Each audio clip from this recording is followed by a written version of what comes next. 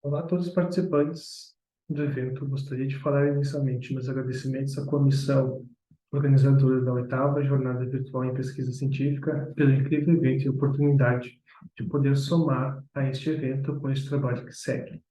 O trabalho está inserido no eixo temático Gênero, Interseccionalidade e Sexualidades. O título do trabalho é Fluidez e Poder, a representatividade em animações japonesas, tendo como autor eu, como vos falo, Masaki Alves Funakura. Esse trabalho tem como apoio a coordenação de aperfeiçoamento de pessoal de nível superior, a CAPES, da qual o estudante é bolsista, e a nível de mestrado. O trabalho derivou-se de conversas na pós-graduação, tem o propósito de apresentar artefatos da cultura pop japonesa que está presente no dia a dia de muitas crianças e jovens, bem como seu impacto, a sua importância para estes jovens. Tá? Então, pois esse meio de entretenimento pode trazer em suas narrativas nuances cotidianas no que tange a sexualidade e gênero. Esses anseios que permeiam essa temática dentro do âmbito escolar estão presentes demais. Este trabalho será abordado a problematização de animações japonesas e seus personagens de gênero não heteronormativos, tendo a justificativa de um olhar amplo e plural em face desses artefatos da cultura pop japonesa. O método utilizado é exploratório, a partir de questões sugeridas em sala de aula e seus objetivos específicos, seu objetivo geral, perdão, é descrever a animação japonesa e seus personagens LGBTQIA+. Os específicos é discutir narrativas e motivações em razão de sua não sexualidade, demonstrar sua pluralidade de personagens japoneses do entretenimento e discutir narrativas e motivações em razão da não sexualidade. Nesse relato de experiência, então, de conversa que teve em sala de aula, será inicialmente apresentado alguns referenciais teóricos sobre os autores Cruz 2015, Figueiredo 2018, Sato 2007, Neto 2013 e os estudos sobre a sexualidade e gênero de Judith Butler, de 2013, seguido das discussões e das considerações finais, né? Mas o que motivou esse artigo, né, e o que os autores têm a dizer? Ao falarmos sobre educação na sala de aula, após, informei que há representatividades fortes nas animações japonesas, sem ser estereotipadas ou carregadas de preconceito, que tornam-se referências para muitas crianças e jovens, que mesmo sem saber sobre a sua orientação sexual, enfrenta com naturalidade e dos jovens mais maduros e que engatinham para uma compreensão da escolha sexual, já acontece uma identificação natural frente a esses personagens, né? São jovens que já têm um contato com essas animações japonesas. O texto inicia com a descrição do mangá e animação japonesa intitulada One Piece, escrita e ilustrada por Ichiro Oda, publicada pela editora Shueisha no Japão desde 1997 e distribuída pela Panini no Brasil, que conta a história de um pirata chamado Monkey D. Luffy, que busca ser o rei dos piratas em suas aventuras no alto mar. No decorrer das aventuras, Luffy vai integrando pessoas em sua tripulação, como Roronoa, Zoro e Nami, tendo o trio principal da narrativa, tá? Sendo assim, no decorrer das histórias, uma das integrantes a participar da tripulação é a personagem Okiko. Essa daqui, Okiko. Ele é um samurai de 22 anos, que aparece no episódio 948 e revela a todos que nasceu homem, mas é uma mulher de coração, tornando-se uma das mais importantes em termos de representatividade LGBTQIA+, nas animações. Seu personagem é uma mulher forte e guerreira que dissemina uma segurança de si, de sua identidade e conquistas a respeito. O que esses autores dizem sobre isso, sobre a questão de gênero, que nós estamos trazendo para a discussão?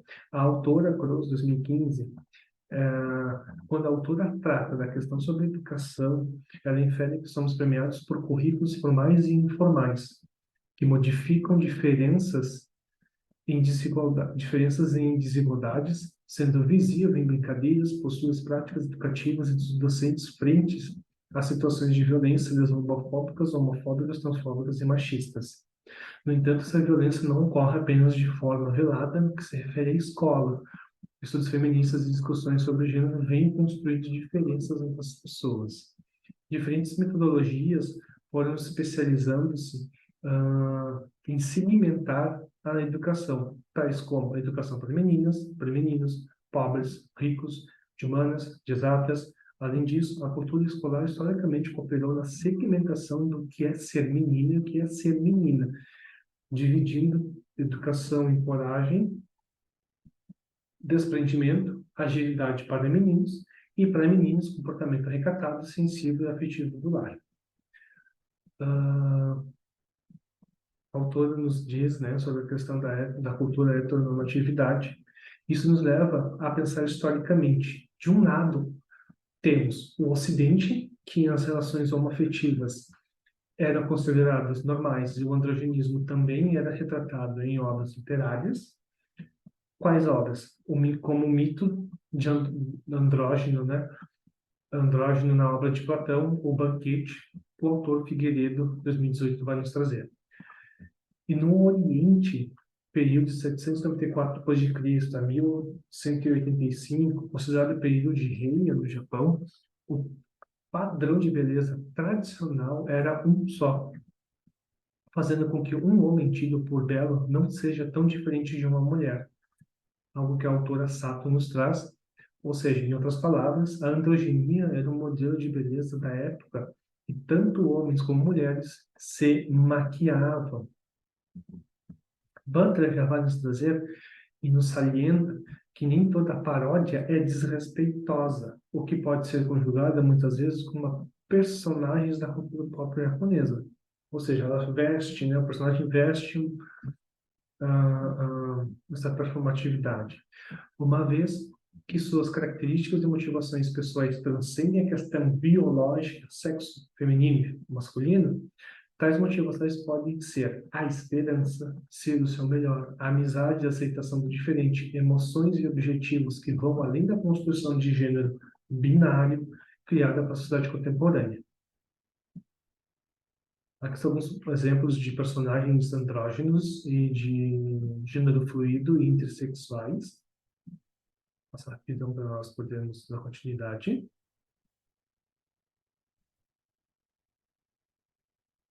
De acordo, então, com a autora Butler, não cabe a uma categoria biológica fixa ou essencial, mas sim a um desempenho performativo que é repetido e reforçado através das práticas sociais. E neste ponto, essas práticas são tomadas como cultura. Nós compreendemos que gênero são construções culturais e a possibilidade de um olhar crítico sobre isso permite sobre uma nova ressignificação cultural, ainda mais em uma sociedade fortemente binária e com tradições religiosas fortíssimas.